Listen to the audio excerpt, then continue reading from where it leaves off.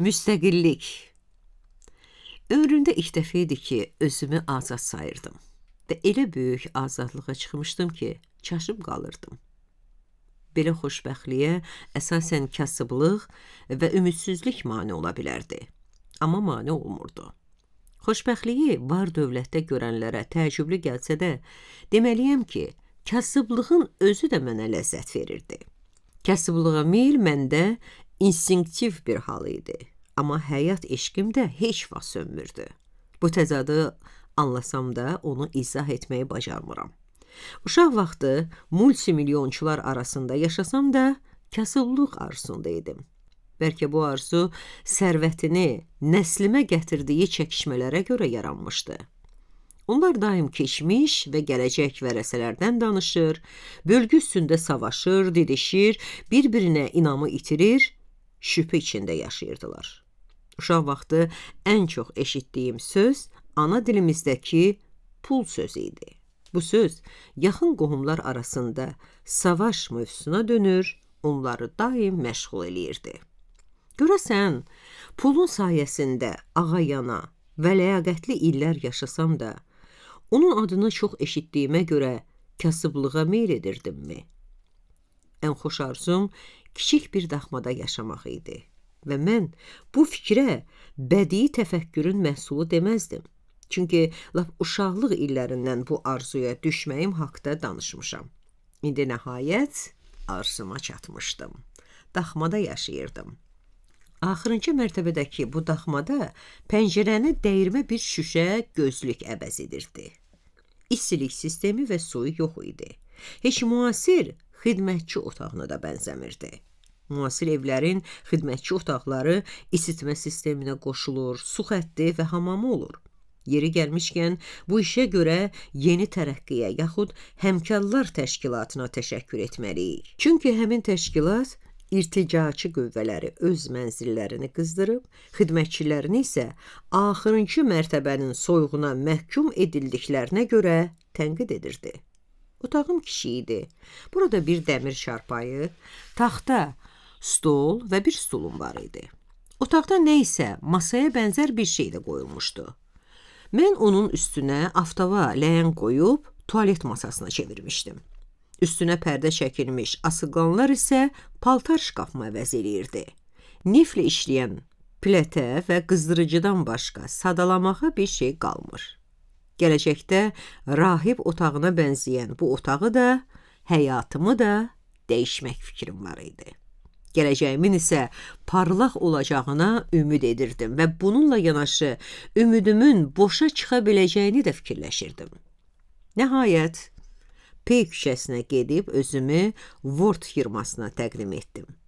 Həyəcandan ürəyim döyünür, qıçlarım əsirdi. Bilirdim ki, bu işdə arıq qadınlara üstünlük verirlər və yampızlarımın iriliyi işə götürülməyimə mane ola bilərdi. Aşağı əzalarımın dolğunluğuna görə Şəmsi həmişə mənə sadaşırdı. İndi də demişdi ki, məni modalar evindən qamçı ilə qovacaqlar. Bu mövzuda o tarixi misal da çəkir, Rus elçilərinin Skandinav şahzadəsi Rurika dediyi sözləri təkrar edirdi. Bizim ölkəmiz böyük və genişdir, lakin orada səliqə sahman çatışmır. Gəlin hakimiyyəti ələ alın, bizi idarə edin. Onun fikrincə, mən də öz gələcək ərimə belə deməliydim. Mənim yampızlarım çox iridir. Səliqə sahmanı çatışmır. Gəlin onları ələ alın, idarə edin. Onun dəfələrlə təkrar etdiyi bu kobud zarafata gülürdüm. Hərdən isə təklikdə o məni yerə yıxıb diyirləyir, güya hansısa estetik ustasının təliminə əsasən yampızlarımı incələşdirməyə çalışırdı. Manikenləri seçən qadının məni işə götürdüyü gün isə mənim qələbə günüm oldu. O mənim siluetimə diqqətlə baxandan sonra bir söz demədi. Sahibin özü də gəlib mənə baxdı, həvəsli olmasa da razılığını verdi. Mənə nə fərqi? Gələn ayın əvvəlindən məni işə götürürlər. Ayın əvvəlinə isə bir neçə gün qalırdı. Həmin gün ömrümün ən sevincli anlarını yaşadım. Sərbəst manken həyatı sürəcəkdim. Bu mənim arzularımdan da yüksək idi. Məni Paris həyatına qovuşduracaq, həyatımı gözəlləşdirəcək həmin günü gözləməyə başladım və yavaş-yavaş öz komama yığışdım. Mən öz yeni otağıma ona görə koma deyirdim ki, bu otaqda özünə məxsus bir xırdalıq var idi. Mənim 7-ci mərtəbədə yerləşən bu komanın ən xətalı cəhəti ortaya qalxan lift idi. Xidmətçi lifti adlanan bu qəfəs özünün qara çərçivələri ilə əsl həbsxananı xatırladırdı. Elə onun içində vaxt da həbsxanadakı kimi uzun görünürdü. Mən isə həmişə tələsirdim. Liftin içi alaqaranlıq idi, özü isə ya könəlmişdi, ya da xarab idi. Çox ləng qalxırdı. Hər mərtəbədə cığıltı ilə dayanır, sonra ağır-ağır yuxarı dartılırdı. Bu lift mənə xəstə, təngnəfəs bir canlını xatırladırdı. Nəhayət günlərin birində onun axırı çatdı. Bir təhər 6-cı mərtəbəyə qalxandan sonra xəstə heyvan öz başına aşağı enməyə başladı. Elə aşağıya da çox ləng endi, qara nəfəs olmuşdu. Xoşbəxtlikdən yerə sağ-salamat çatdım və həmin gündən onunla əlaqələrimi kəsdim. Həmin gündən 7-ci mərtəbəyə ayaqla qalxmağa başladım və hiss edirdim ki, evə daha tez çatıram. 5-ci mərtəbəyə çatanda tövşüməyə başlayırdım və bədənim qızırdı. Həmin anlarda gözümün qarşısında bir poç kartı üzərində gördüyüm Mont Blanc dağının zirvəsi canlanırdı. Bu qəribə vəziyyət tez-tez təkrar olunurdu və hər dəfə gözlərimin qarşısına qarlı dağ zirvələri gəlirdi. Bəlkə də darıxmağa başlayırdım. Qafqazın ən uca dağı olan Kazbek dağı yadıma düşürdü. Az sonra dağ mənzərəsi gözlərimin qarşısından çəkilir, Parisdə uca bir binanın pillələrini tövşiyə-tövşiyə qalxdığımı hiss edirdim. Darısqal bir otaqda yaşasam da, xəyalən özümü məşhur İspan saraylarının sakini sayırdım. Və bu sarayların rahatlığı içində reallığı və həqiqi imkanlarımı unudurdum. Mən öz həyatımı yaşamağa qərar almışdım. Xəyalən parlaq bir ömür sürür, mənim dərdimdən ölənlərin meyidlərinin arası ilə irəliləyirdim. Əgər yaşayırsansa, gərək xoşbəxt yaşayasan. Bu, mənim qəti qərarım idi.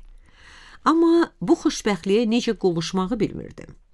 Mən elə gəlirdi ki, manikin peşəsi ucalmaq üçün əsl tramplindir və bu yol məni irəliyə ucalığa aparacaq. Mən Parisin kraliçası olacaqdım. Tac qoyma mərasimi çatana qədər isə işləməliydim. İşləməyimə mane olacaq əsas şərt isə utancaqlığım idi. Bu utancaqlıq məni uşaq vaxtından şikəst eləmişdi. Nəhayət, ilk iş gününün səhəri də açıldı. Bistrolardan birində qaymaqlı qəhvə içib saat 9 tamamda özümü Pey küçəsindəki Vort müəssisəsinin qapısından içəri saldım. Beləliklə, balaca Qafqaz fərəsi yenidən həyata başlayırdı. Onun nənəsi, hətta anası da çadır altında yaşamış. Atalarından, ərlərindən cürbəcür münasibətlər, rəftarlar görmüşdülər. Bu fərə istər-istəməz öz əcdadlarının hisslərini canında duyur, ürpənir və bu hissləri özündən uzaqlaşdırmağa çalışırdı. Bəli, bu Qafqaz fərəsi heç kimin ağlına gələ bilməyən bir vəzifəyə başlayırdı. Heç həmin nənənin, ananın ağlına gələrdimi, mən yad adamlar qarşısında soyunub geyinəcək, açıq-saçıq paltarlarla camaat qarşısına çıxacağam. Onların belə bir vəzifə haqqında heç təsəvvürləri də yox idi. Amma həyat öz işini görürdü. Qafqazlı fərə Parisin, bəlkə də bütün dünyanın ən tanınmış modalar evində maniken işləyəcəkdi və bu işin də qorxulu cəhətləri az deyildi. Beləliklə, ömrümün modalar evi həyatı başladı və bu dövrün xatirələrini moda jurnallarına çəkilən fotoşəkillər silsiləsinə bənzədirəm. Arıq, qaşqabaqlı bir qadın yaxınlaşıb, məni elə kinli-kinli süzdü ki, iş karyeramın heç bir saatı tamam olmamış, sona yetdiyini güman elədim. Amma yanılmışdım. Bu madam Blanşin mənə elə kinli baxmağa ixtiyarı olsa da, işdən qovmağa haqqı yox idi. Burada ancaq müəssisə sahibinin hökmü keçirdi. Madam Blanş məni şişkin yampızlarım və xırda çiyinlərimlə birlikdə cəhənnəm odunda yandırmağa göndərmək istəsə də, arzusuna çata bilməzdi. O dinməzcə məni sexlərdən birini apardı. Burada iri, tər basmış bir qadın məni ürpədə-ürpədə ölçülərimi götürməyə başladı. Elə o da ilk andan məni ölçüləri yüksək səviyyəli modalar evinə uyğun gəlməyən məxluqlardan sanmışdı. Sonra Madam Blanş məni manikenlər kayutu adlanan otağa apardı. Bilmirəm, uzaq səfər gəmisinin bölmələrinin adını həmin otağa nə vaxt və nə üçün vermişdilər. Otaqda 20-yə yaxın qız vardı. Hamısı da bir-birindən gözəl, bir-birindən uca, yaraşıqlı. Geyimləri də eyni idi. Hamısının əynində hündür ağ yaxalıqlı, yasəmən rəngli xəz gödəkçə var idi. Bu geyim onların bəzilərini məktəbli qızlara oxşadırdı. Onları görəndə Madam Blanşın nəyə görə məndən xoşu gəlmədiyini anladım. Boyum orta idi. Bədənimin ən iri əzaları kimi tək yampızlarım nəzərə çarpırdı. Sifətim şərqli sifət idi, zərif deyildim. Bu zərif əndamlı, uca boy, alyanaq qızların yanında mən lap pis görünürdüm. Bu cür yarandığıma görə bəxtimə acığım tutdu. Uca boy, sarışın bir məlakə yanımdan keçərkən xoş təbəssümlə mənə Qaraca qız dedi. Elə o vaxtdan da hamı məni bu adla çağırmağa başladı. Ertəsi gün mən də onlarla eyni formalı paltar geyəndən sonra onlara oxşamağa başladım və yaxından baxan olmasa fərqlənməzdim. Sonra məni çərçivəli otaqda yerləşən bərbərxanaya apardılar. Eyni geyimli bərbər xanımların hərəsi bir manikenə xidmət edirdi. Mənə də öz yerimi göstərdilər. Güzgüdə öz qaraşın sifətimə baxdım. Bu sifətə baxanda əzab çəkir, onu tez-tez görməkdən bezirdim. Elə beləcə fikrə daldığım vaxt tanış bir dildə, rus dilində danışıq eşidib diksindim. Çevrilib baxanda 2 qız gördüm. Birisi qırmızı saç, ağ dərili, sərt sifətli, o birisi isə pişik sifət, dar göz, qırmızı burun idi. Amma hər ikisi yaraşıqlı idi. Ətrafdakılara məhəl qoymadan ucadan danışırdılar. Belə mühacirlərin çoxu ədalı olur. Fransanı qərəzli ölkə sayır, öz uğursuzluqları və bədbəxtlikləri üçün bu ölkəni günahlandırır. Hər şeydən narazılıq edir, yeri şəndə isə əda ilə deyirdilər. Bizdə u nas Yelena ilə Sandra ayrılmaz rəfiqələri idi, amma yad eldə daha da mehriban olmaqdansa elə hey savaşırdılar. Elə bu savaş da onların dostluğunun bir şərti sayılırdı. Onların danışıqları da cır nəsildən olduqlarına dəlalət edirdi. Amma hər ikisi də deyirdi ki, zadəgən ailəsindəndirlər, Çarın yaxın qohumlarındandırlar. Onlarla eyni bölgədə olan fransız qızların çoxu adamın hansı cəmiyyətə mənsub olduğunu onun davranışından deyil, quruca, yüksək cəmiyyət nümayəndəsi adına görə təyin edir. Bu qızların kobud danışığını da, xudpəsəndliyini də bağışlayırdılar. Yelena ilə Sandra Qafqazlı olduğumu bilən kimi məni zəbt edib öz tərəflərinə çəkmək istədilər. Amma yaxınlıq vermədim. Əvvəla ona görə ki, bu qızların xasiyyətini xoşlamırdım və məni əsasən yerli qızlar cəlb edirdi. Onlarla yaxın olmaq, onları duymaq, anlamaq, öyrənmək istəyirdim. Həm də rusların təsiri altda olmaq fikri məni həmişə əsəbləşdirirdi. İndi yad ölkədə imperializmi bu şəkildə davam etdirmək cəhdi bütün müstəmləkə ölkələrinin nümayəndələri kimi məni də haldan çıxarırdı. Mənim ölkəm müstəmləkə idi, elə indi də müstəmləkədir. Nəyə görə məni Rus adlandırmalıdırlar? Bəlkə elə Papuaz desələr daha yaxşı olar. Doğrudur, Rus müstəmləkəçiliyində doğulmuşam, Çarın tabeliyində olmuşuq, amma nə xasiyyətcə, nə dincə, nə də etnik mənşəyimə görə Rus deyiləm.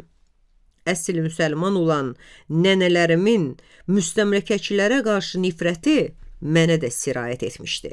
Amma onlara nifrət eləmirdim, onlardan uzaq olmağa çalışır və onlarınki olmaq istəmirdim. Xülasə, bu mövzuda hələlik bəsdir, bəlkə sonra yenə söhbət açdım. Beləcə, Yelena ilə Sandradan yaxa qutarıb başqa bir qızla yaxınlığa başladım. Qızın sifətində çoxlu çilləri vardı və mən bu sifəti ulduzlu səmaya bənzədirdim. Adı da xoşuma gəlirdi. Albertin. Bu adı Prustun əsərinə görə xoşlamırdım, çünki o vaxt heç yazıçının özünü də tanımırdım. Sadəcə olaraq bu ad mənə şirin gəlirdi. Adın sahibi də şirin qızı idi, xeyirxah idi. Yeni düşdüyüm şəraitə öyrəşməkdə mənə çox kömək etmişdi. Hər şeydən əvvəl mənə peşəmizdə ən vacib cəhəti salonda şahanə bir görkəmlə və qürurla gəzinməyi öyrətmişdi. Ən çətini bu idi ki, biz həmişə qibtə etdiyimiz tanınmış xanımların arası ilə saymaz yana gəzinməli və eyni zamanda çalışmalıyıq ki, rahat oturub ayaqlarını irəli uzatmış xanımların ayaqlarına toxunmayaq.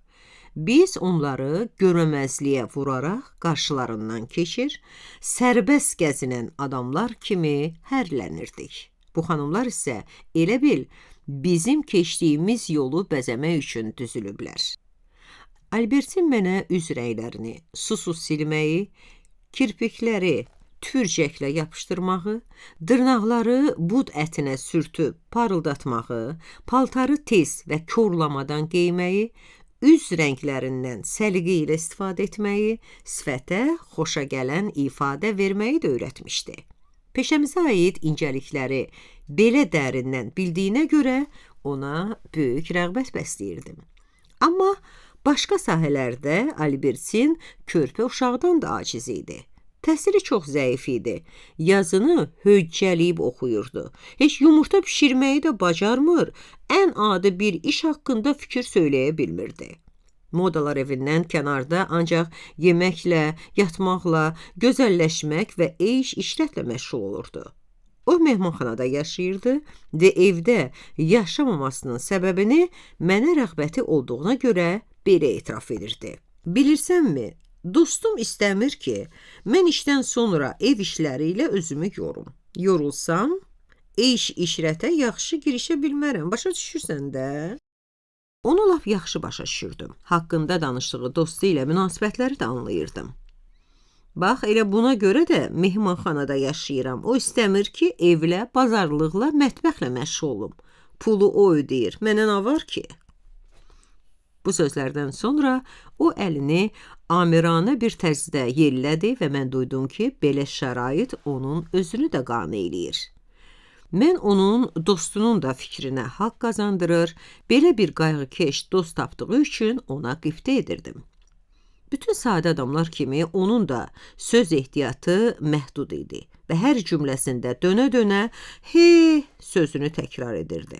Onun əsas məlahəti sadəliyində, qoyun kimi avam olmasında idi. Yəqin ki, dostu da elə bu cəhətinə görə onu qiymətləndirir, boş və yaraşıqlı başı üzərinə pul səpələyirdi. Bir gün Albertinin qonağı oldum və gördüm ki, doğrudan da rahatlığı mənimkindən çox üstündür. O, yarı lüks mehmanxanada otaq kirayə eləmişdi. Otağının hamamına görə haqlı olaraq lovğalanırdı. O telefonla çay və şirniyyat sifariş elədi. Sonra mənə dedi ki, yeməyi həmişə otağına gətirdir. Restorana düşməyə tənbəllik eləyir. Həm də ki, dostu restoranda tanışlarla rastlaşmaqdan çəkinir. Hər necə olsa da bu şərait Albertinə rahatlıq gətirirdi. Və etiraf edirəm ki, suyu, istiliyi olmayan daxmamı, 7 mərtəbənin sonuncu pillələrini bu rahatlıqla müqayisə edəndə ürəyimdə ona paxıllığım tutdu. Albertinin otağında olduğum vaxt onun masajçısı gəldi. Albertin maneken cəhdliyi ilə bir göz qırpımında soyunub, arxası üstündə çarpayıya uzandı. Masajçı kişi fısıldaya-fısıldaya onun bədənini ovuşturmağa başladı. Bu mənzərəyə baxa-baxa xəyalımda uzaq olmayan bir keçmiş, başqa bir masaj canlandı. Mənim nəhəng nənəm çarpayıya uzanıb nəvələrini səsləyir, oğlanlı qızlı 6-7 uşaq qaçıb gəlir, ayaqlarını soyunub sevinə-sevinə əvvəlcə çarpayıya, oradan isə nənəmin nəhəng kürəyinə dırmaşır və atılıb düşməyə başlayırdıq. Nənə həm ləzzət alır, həm də ağrıdan ufuldayır, biz isə atılıb düşməkdən yorulmur, qışqıra-qışqıra vəhşilərin rəqsinə bənzəyən bir oyun oynayırdıq. Bizim səsimizə nənəmin iniltisi də qarışırdı. Ay Allah, ay Allah deyə ufuldayır, ağrının əzablı ağrıya çevrildiyini anladırdı. Bu iki cür masaj, iki cür aləm. Keçmiş və bugün. İndi Albertinin də ağrıdan ufuldamağını eşidəndə xəyalımda bu iki aləm bir-birinə qarışırdı. Amma Albertinin bu zərif bədəni ilə nənəmin iri, piylənmiş gövdəsi arasındakı fərq çox böyük idi. Nənəmin o nəhəng gövdəsini xəyalımdan qovmağa çalışdım. Qorxurdum ki, qocalanda mən də ona oxşayam. Belə bir vərəsi olmağı heç arzulamırdım.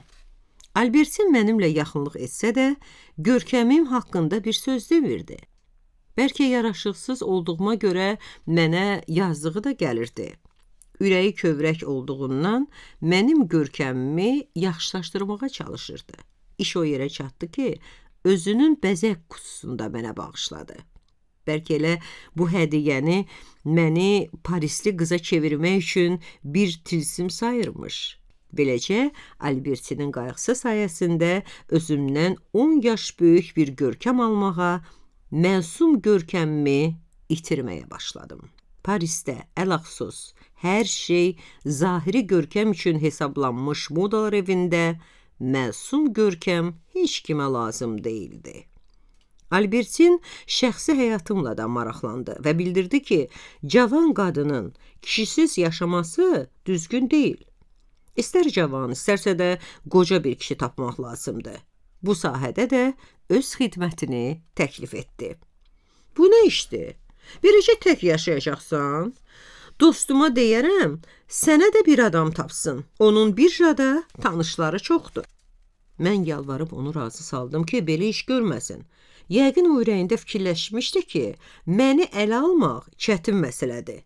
Ələ almaq ifadəsi onun jargonunda məşuqə olmaq demək idi. Hamı ələxsus qadınlar yaxşı bilirlər ki, hər yanda məşuqə olmağa hazır qadınlar tapılır. Ciddi kişi tapmaq isə müşkül məsələdir. Mən lap gözəl olsaydım belə, bu məsələdə çətinlik çəkərdim. Çünki hələ də məhəbbət haqqında köhnə fikirlərlə yaşayırdım. Məhəbbətdən maddi maraq gözləmək fikri isə məni haldan çıxarırdı.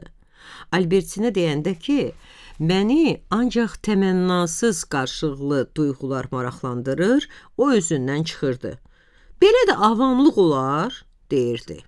Onun fikrincə, Allah kişiləri ancaq qadınlara pul xərcləmək üçün yaradıb. Özü də nə qədər çox xərcləsə, bir o qədər yaxşıdır. Bəli, o əlini cibinə salmalıdır, qalanı isə asan məsələdir. Kişilər bəzən xəsislik etmək istəyirlər.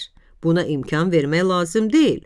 Onun borcunu həmişə yadına salmaq, lazım gəlsə məcbur etmək lazımdır. Yəni başa düşmürsən, bəlkə dəlisən. Səni öz başına qoysalar, peşəni hörmətdən salarsan. Sənin kimi balaca xanımcığazlar havayı eş-işrətə razılıq versələr, onda bizim günümüz necə olar? Kişilərlə intim yaxınlıq haqqında ilk söhbətimizdə o beləcə əsəbləşmişdi. Sonra hirsi soyanda isə sakit səslə demişdi: "Bura bax, kişi də bir müştəridir. Əgər ondan bir şey istəməsən, heç nə verməyəcək. Keyfin çəkib aradan çıxacaq. Yox, buna yol vermək olmaz." Kişi psixologiyası haqqında söhbətimiz ertəsi gündə, sonrakı günlərdə davam etdi. Belə qızlar üçün kişi, pul və keyf əsas idi. Daha doğrusu, bu üç məhvumu bir-birindən ayırmaq olmazdı. Bəzən onların arasında mübahisə düşür, səs-küy qalxır, qaqqıldaşırdılar. Bu toyuq damına nəzarət edən Madam Blanche isə onları sakitləşdirməli olurdu. 20 nəfərə yaxın gənc, sağlam, az tərbiyə görmüş qadına nəzarət etmək çətin məsələ idi. Ciddi və varlı dost ələ keçirmiş maneken qızlar rahat yaşayır və çətinliklə nail olduqları bu səadəti qorumağa çalışırdılar. Adam olmayanlar, yaxud korluq çəkənlər isə o birilərinin paxıllığını çəkir, onlara alınmış paltar və daşqaşın dəyərini hesablayır, öz taleylərindən şikayətlənirdilər. Amma hamısının eyni bir arzusu vardı. Rəsmən ərə getsinlər, barmaqlarına üzüyü taxılsın, kisədə xeyir-dua alsınlar, şan, şöhrət və təbriklər qazansınlar. Ən başı pozuqlar belə rəsmi mərasimlər arzusu ilə yaşayır. Varlı məşuqə sayılanlar da eyni dərdi çəkirdilər. Yəqin onlarda da hələ keçmiş ənənələrin kökləri yaşayırdı. Biz hələ kəbinsiz cəmiyyət dövründən uzaqda idik. Başı boş, mədəniyyətsizlik, bivecilik onların həyatına mane olmurdu. Heç bu barədə fikirləşmirdilər də. Kitab oxumaq, bu lap cəfəngiyat sayılırdı. O vaxtlar kütləvi informasiya vasitələri də yox idi ki, onları zorxoş cəlb eləsin. Amma əvvəlcə dediyim kişi işrət pul məsələsində hər cür macəraya qoşulurdular. Ay işığı kimi zərif, incə, sarmaşıq kimi uca, həddindən artıq gözəl Louis günlərin birində mənə belə dedi: "Gözəl Grand Palais sarayını 14-cü Louis ona görə tikdirib ki, orada məşuqələri ilə işrətə qurşansın." Bu sözləri o inamla özü də mənim kimi bir yadelli qarşısında öz ölkəsinin mənəvi ucalığını nəzərə çarpdırmaq üçün deyirdi. Başqa qızlar onun sözlərinə etiraz etmədilər və bu fikrə rəğbətlərini bildirdilər. Buradakı mədəniyyət çatışmamazlığı və başqa cəhətlər mənə mane olubdumu? Bu sualı mənə sonralar da veriblər. Yox, mane olmurdu. Ona görə ki, mən bura ancaq çörəyimi qazanmağa gəlmişdim. Həm də ki, tez-tez Josezugil'ə gedir, orada başqa cür adamlarla görüşür, dünya görüşümü genişləndirməyə imkan tapırdım. Parisdə bir il yaşayandan sonra da inqilab bürümüş ölkənin əzablarını unuda bilməmişdim. Amma Wort Modalar evinin göz qamaşdıran təntənəsi mənə ləzzət verirdi. Geyimlərin gözəlliyi, xəzlərin təntənəsi, salonların istisi və işığı məni valeh edirdi. Bu salonlarda büllur çılçıraqların, güzgülərin, dəbdəbəli geyimlərin, gözəl qadınların yanaqlarının ışıltıları məni cəzb edirdi. Bəlkə də sadə kökdən olduğuma görə parıldayan hər nə varsa gözümü oxşayırdı. Wort Modalar evinə qəbul olunduğum vaxt qış fəsli üçün modalar hazırlanırdı. Mən də başqa qızlar kimi bəzən yarım gün ayaq üstə qalıb modelçilərin sınağını gözləməli olurdum.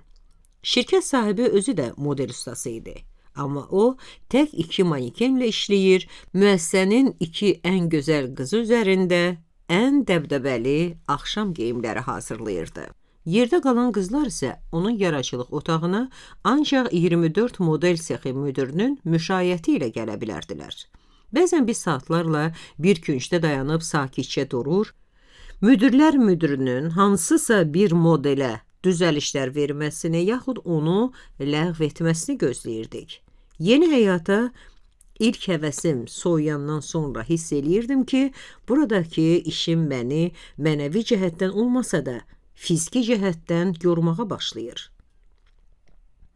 Manikenlərin və geyim ustalarının işlətdikləri ətirlərin iyi bir-birinə qarışıb baş ağrısı verirdi.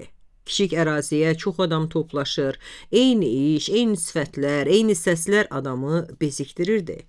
Bu səslər, saçlar, paltarlar, çağırışlar, söyüşlər, əmrlər aləmi üzərində düyü pudrasının dumanı yayılırdı. Madame Blanche'ın nəzarətçi sərt baxışları isə hər cür dumanı dəlib, hər şeyi görməyə qadir idi. 6 aydan sonra sahib məni işdən çıxardı və həmin Madame Blanche onun əmrini məmnuniyyətlə yerinə yetirdi. Fikirləşirdim ki, sahib məni yalnız Əminənin xatirinə işdə saxlayırmış.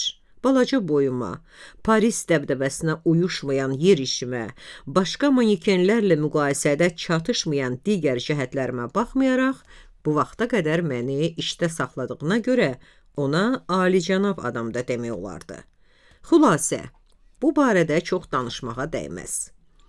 Mənə əlavə 1 aylıq maaş və əynimdəki xəzli gödəkçəni də bağışladılar. Beləcə gözəl bir yaz günü Pi küçəsindəki işimlə xudahafizləşdim, amma peşmançılıq da çəkmirdim. Belə səsküylü, isti, həmişə tünlük olan bir işdən çıxdığıma görə, hətta mülayim Albertindən də ayrıldığıma görə peşman deyildim. Ayrılanda Albertin gələcəyi olmayan bir qadınla xudahafizləşmiş kimi ağzucu demişdi. Yaxşı, hələlik, özünə rahatlıq tapanda. Onlardan ayrılanda cibimdə 800 frank pulum, ürəyimdə isə gələcəyə inamım vardı. İslamın mənim həyatımda ciddi bir rolu olmasa da, onun bir cəhətini hələ də özümdə saxlamışdım. Bu da fatalizm idi. Bu psixoloji amil haqqında yaxşı fikir söyləyən tapılmasa da, üsyanın əhəmiyyətsiz olduğu anlarda onun üsyankarlıq hissini boğması məlumdur. Bədbəxtlikdən deyəsən, bugün İslamın özü də fatalizmdən yaxa qurtarmaq üzrədir. Allah məni onun hökmlərinə dinməzcə tabe olduğum üçün çox tez mükafatlandırırdı. Özümdən xəbərsiz gəzinə-gəzinə Vandom meydanındakı dəbdəbəli mağazaların qarşısına çıxdım. Bu mağazaların vitrinləri adətən kasıbların gözlərini ağrıdır. Mən məxmər yastıqcalar üzərinə düzülmüş, gözəl daş qaşlara xeyli tamaşa edəndən sonra brilyant qaşlı bir saç bəzəyi aldım ki, elə bu axşam operaya gedərkən onu nümayiş etdirim. Bu bazarlığı edib küçəyə çıxdım. Biraz sonra binaların birinin qarşısında xırda bir elan gördüm. Modalar evinə 42 ölçülü paltar nümayiş etdirən maniken lazım idi. Utancaqlığı bir yana atıb pləkanla yuxarı qalxdım. Lüks modalar evi məni kapitalizmin sərt qanunlarına əsasən işdən çıxartmışdı. Bu evin isə girəcəyi də qaranlıq idi. Alaqaranlıqda qapını açıb bir otağa girdim. İçəri qutular, paltar və ipək parçalarla dolu idi. Deyəsən, bağlama otağına gəlmişdim. Buradan məni sahibin otağına apardılar. Həyəcandan boğulurdum. O ciddi nəzərlərlə məni başdan ayağa süzdü. Deyəsən, zövqünə uyğun gəlmişdim. Heç əynimə paltar geyindirib yoxlamamış, bir neçə dəqiqə ərzində məni işə qəbul etdi. Çaşıb qalmışdım. Bu bəxtigirliyimi heç vaxt unuda bilmirəm. Çünki həyatımda belə anlar az olub. Həmişə qarşıma qoyduğum məqsəd üçün çox çalışmalı, əzab çəkməli, həyəcan keçirməli olmuşam. Ümid və əzab mənim üçün doğma hisslərdir. Bu modalar evinin özü kiçik olsa da, dünya şöhrəti tapmışdı. Qadın paltarları üzrə ixtisaslaşmışdı. Fransanın, Amerikanın və İngiltərənin ən tələbkar xanımlarına paltar tikirdi. Məndən əvvəl burada cəmi 3 manken vardı. Hamısı da orta boylu. Onlar Ward evindəki müqayisəsiz gözəllər kimi deyildilər. Sahibin öz zövqünə görə seçilmiş gənc qızlar idilər. Deməli, mən də eyni zövqlə seçilmişdim. Və cəmisi 4 maneken və bir geyim ustası olan bu evdə arxayın işləyəcəkdim. Amma buranın mühiti də, söhbətlərin mövzusu da əvvəlkindən fərqlənmirdi. Yenə də pul, Dost, işrət, pul, dost, pul, daha sonra isə pul, pul, işrət, işrət, dost, dost söhbətləri. Yalnız fərq onda idi ki, bu söhbətlər əvvəllər 24 adam arasında gedirdisə, indi cəmisi 4 adam danışırdı. Qeybətçil adam təsiri bağışlasam da, yenə də manikenlərin qəribə xüsusiyyətlərindən danışmaq istəyirəm. Onlar bir növ əxlaqsız qadın sayılsalar da, xasiyyətlərində daha çox kübar qadın xüsusiyyətləri duyulurdu. Bəli, mən keçmiş zamanda danışıram, çünki zənnimcə aradan keçən 50 ildə çox şey dəyişib. Kütləvi informasiya vasitələrini haqlı olaraq söysələr də, onların yaxşı cəhətləri də var. Onlar bir çox sahədə şuurun inkişafına kömək edirlər.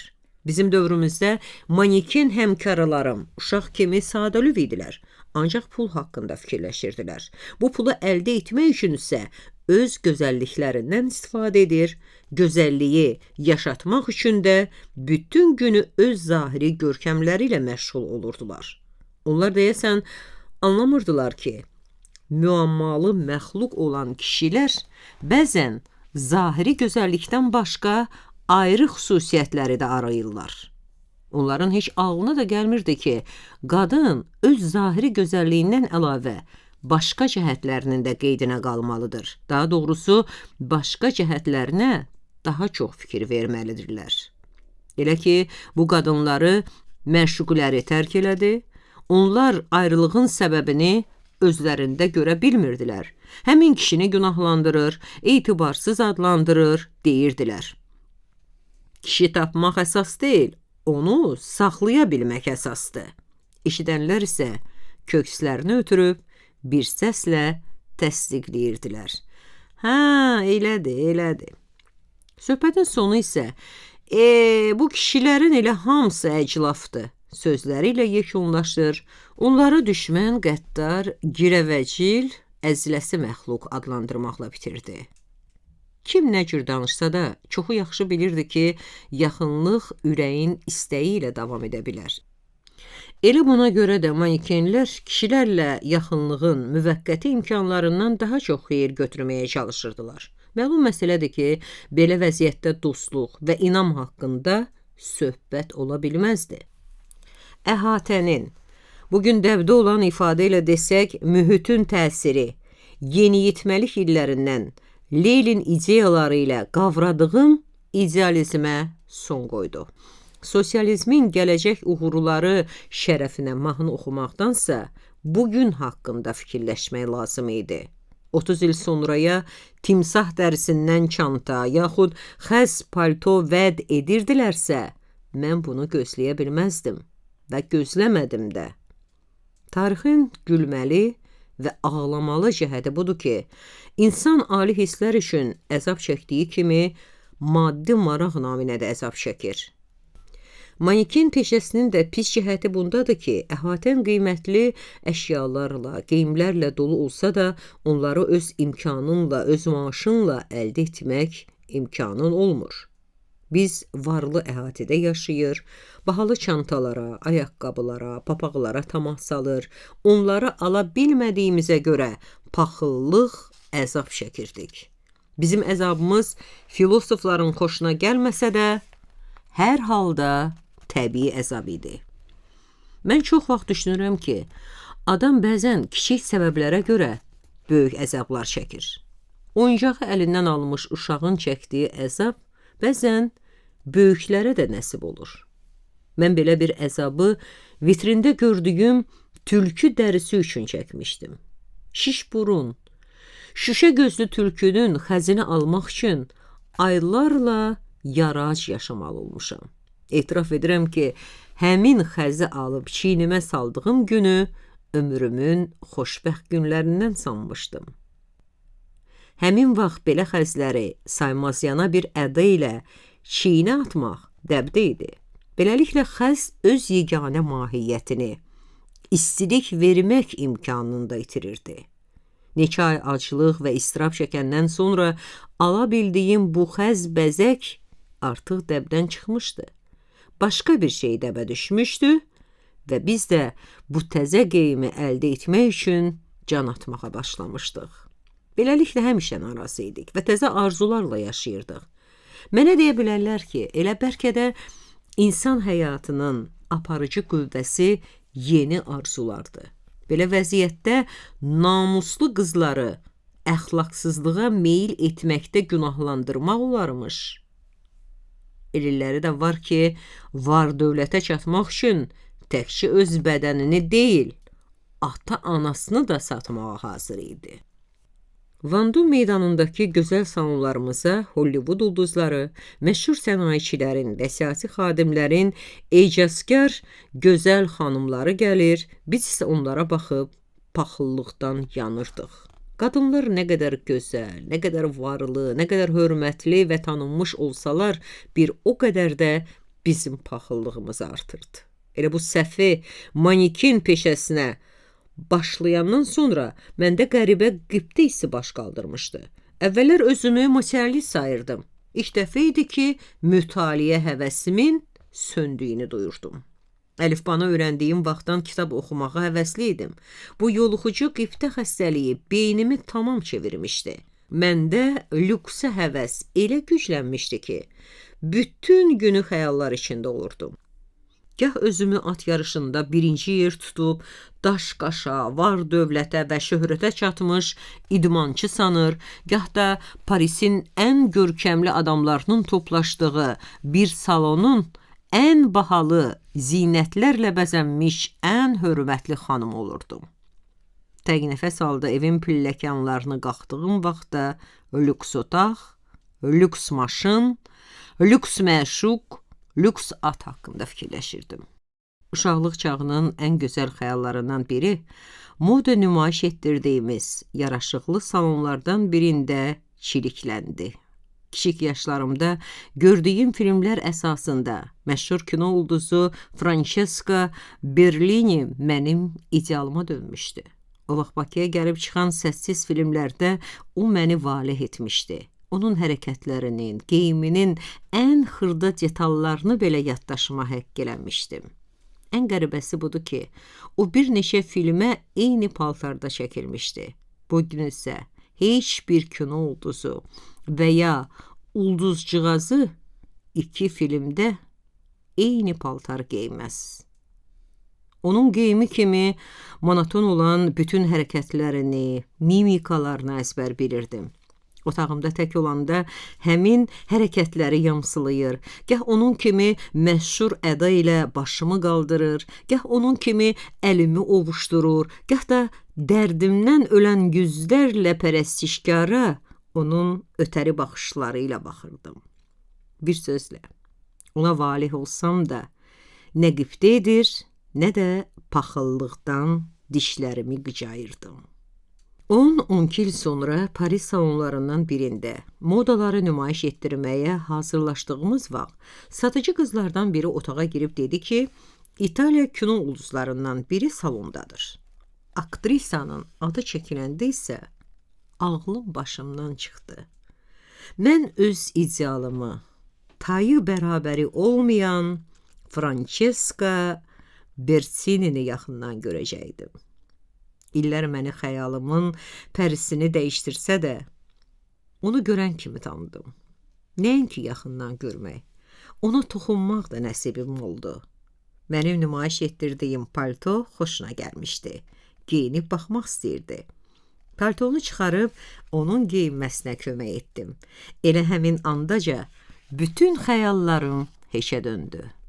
Həmin andan sonra mənə desəydilər ki, baxın, özü də cılız adamdır, təəccüblənməzdim. Ekrandan kənardakı bu Francesca Bersini adiləşmişdi. Nə bir məlahəti, nə də yaraşığı vardı. Öz-özümə fikirləşdim. Aman Allah. Yəni gecələri yuxusuz qalıb, saatlarla xəyalımda canlandırdığım Francesca Bersini budurmu? Mənim belə fikirləşdiyim vaxt, o adi bazar arvadları kimi satıcı ilə qiymət üstündə dilləşirdi və mənim vəziyyətimdən xəbərsiz idi. Müharibədən sonraki dövrün ən canlı, ən varlı, Dəlisov illər adlandırdığımız illəri yaşayırdıq. Parisin küçələri maşınla dolmuşdu. Mehmanxanalarda Amerikalı turistlərin əlindən tərpənmək olmurdu. Bu turistlərə Rus mühacirlərinin saysız hesabsız gecə klubları xidmət edir, gürültülü rəqslər, xoruzlanan oğlanlar, sərbəst qadın roluna girmiş nənələr bir-birinə qarışırdı.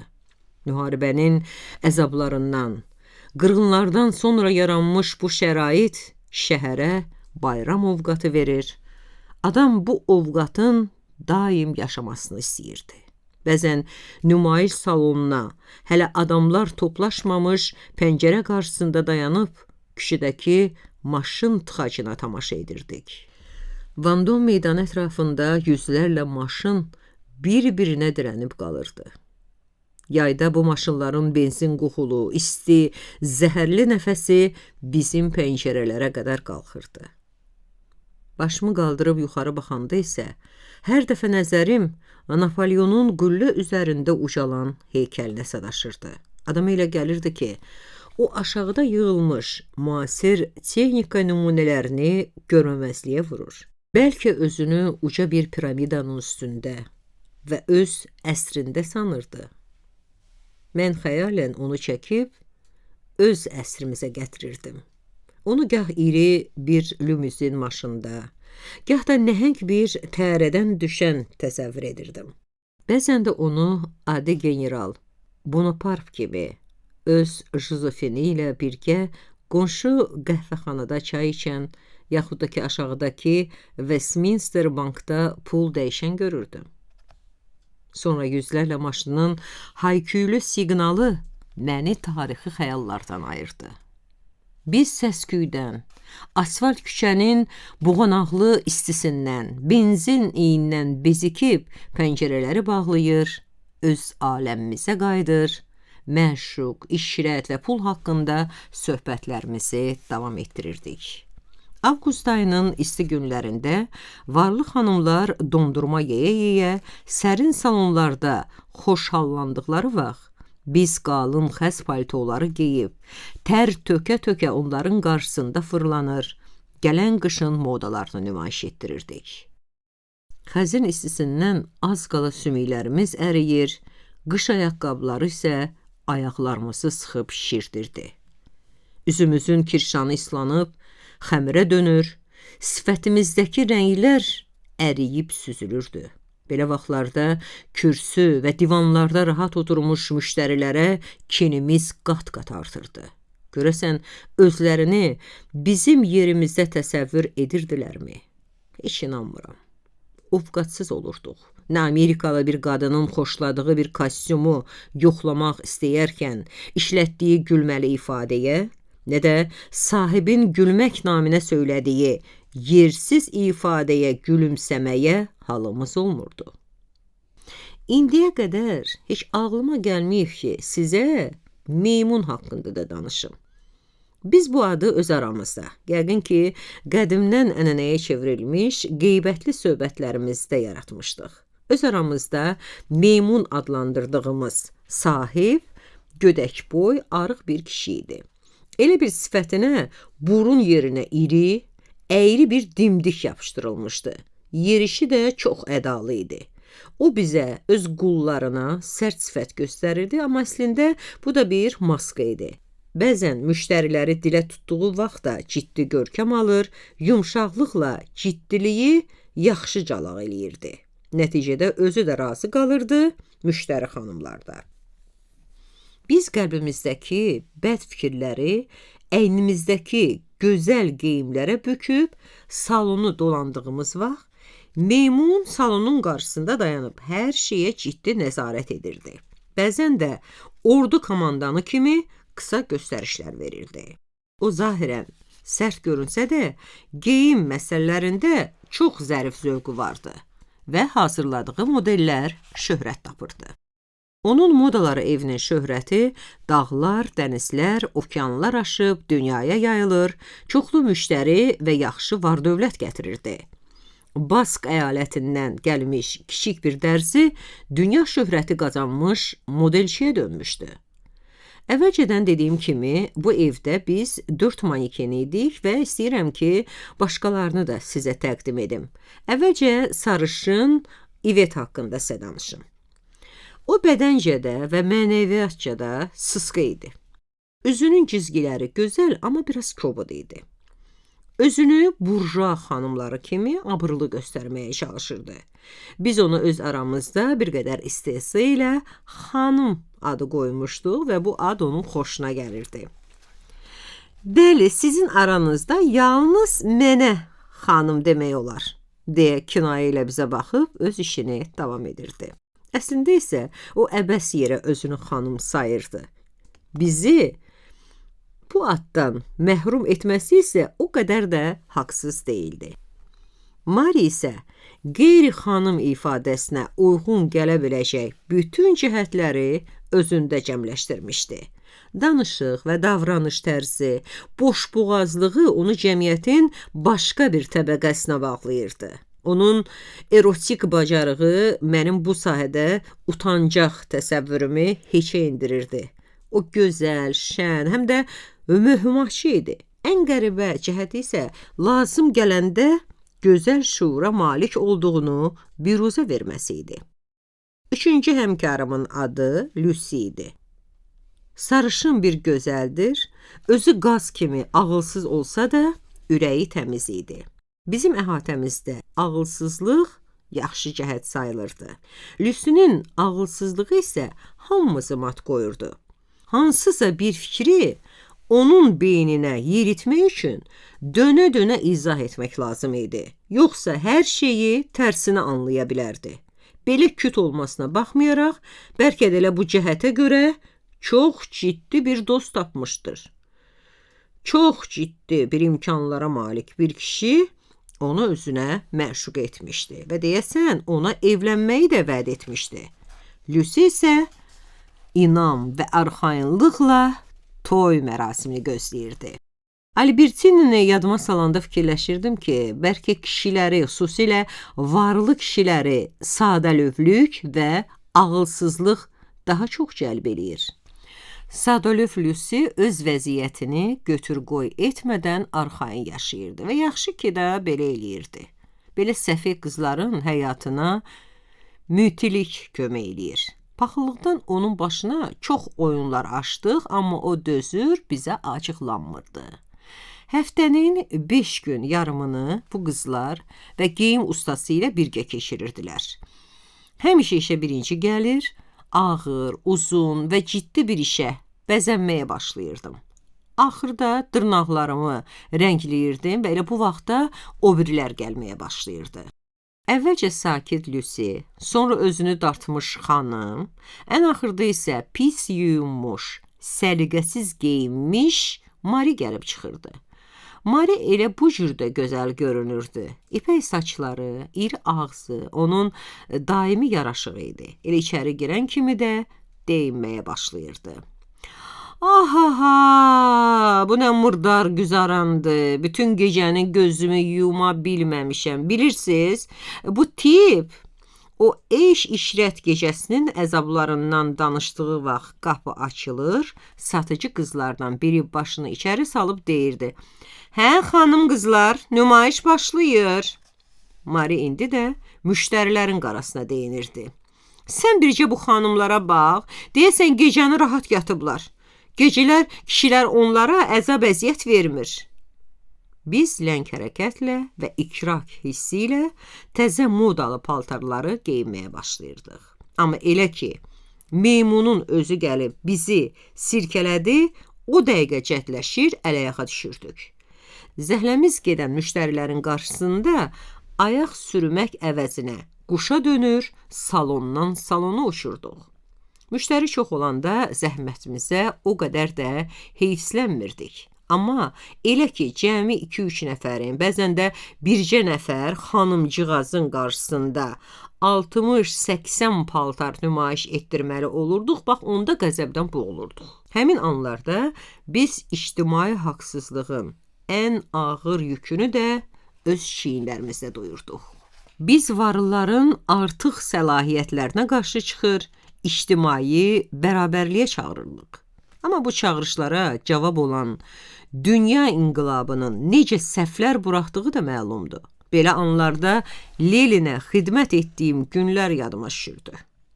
Yeni paltar kolleksiyasını bir neçə dəfə nümayiş etdirəndən sonra günorta çağı Vandom meydanı ətrafındakı qiymətdə ucuz, keyfiyyətdə yaxşı kafe və yaxud restoranlardan birində nahar edirdik. Sonra isə saat 2-yə qədər Tupleri parkında gəzib, yaxud da yaxınlıqdakı iri mağazaları dolanır, saat 2-də yenidən işə başlayırdıq. Saat 6-da tam azadlığa çıxırdıq. Qızlar məşuqələri ilə görüşüb, mən isə çoxdan arzuladığım sərbəstliyimlə təkbətək qalırdım. Qazandığım müstəqilliyi gözəl bir meyvə kimi əlimdə gəzdirir və onun şirəsini içməyə ehtiyat edirdim. Məşuq tapmaq fikri məni dəhşətə gətirirdi.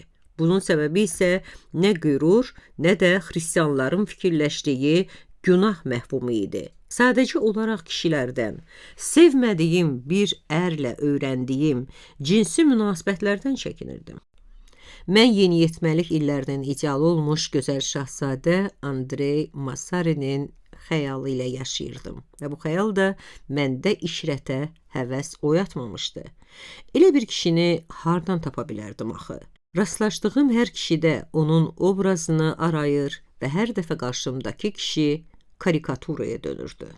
Heç özümün ağlına gəlirdimi ki, mən onu təsəvvürümdə hər və sülddəki Andrey Balkonskiyə çevirib ideallaşdırmışam? Mən gənc bir adamın ideal qəhrəman obrazında gördüyüm yaxşı cəhətləri ona layiq sanmışdım. Beləcə, mən ondan başqa bütün adamları adi adamlar sanır, onların arasında öz idealımı arayırdım. Xəyalpərvər bir adamın müalicəsi üçün bəzən bir ömür də bəs eləmir.